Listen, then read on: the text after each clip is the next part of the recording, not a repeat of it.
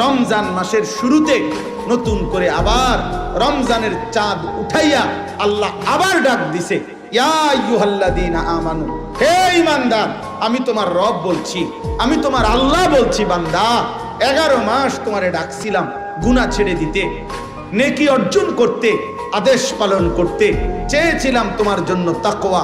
আচ্ছা বান্দা, ঠিক আছে, শয়তানের প্ররোচনায়, নফসের ধোকায়, দুনিয়াবি হাজারো ব্যর্থতায় তুমি পারো নাই, কমতি হয়ে গেছে, ঘাটতি হয়ে গেছে, গুনাহ ছাড়তে পারো নাই, গুনাহ বেশি হয়ে গেছে, নেকি কম হয়ে গেছে। যাও বান্দা, সব বাদ দাও, আমি আল্লাহ তাআলা সব ভুলে গেলাম, সব বাদ দিলাম।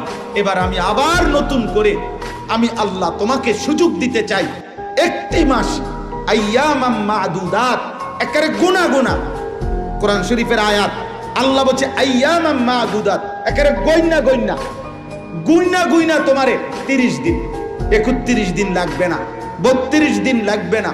সাফ কথা বান্দা, কথা কথাই গুনবা, তুমি নিজে গুনবা 30 দিন অথবা 29 দিন, 31 হবে না, প্রয়োজনে 30-এর একদিন আগে শেষ করে দেব।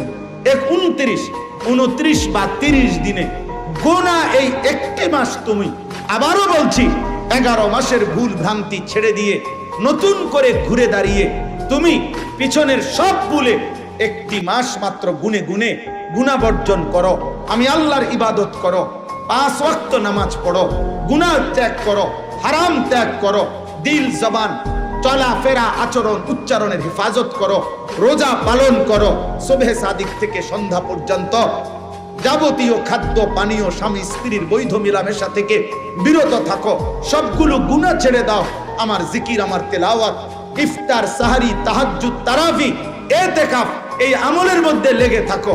আমি আল্লাহ ওয়াদা দিলাম, ঠিক 30 দিনের দিন বা 29 দিনের দিন আমি আল্লাহ আরেকবার চাঁদ উঠাবো।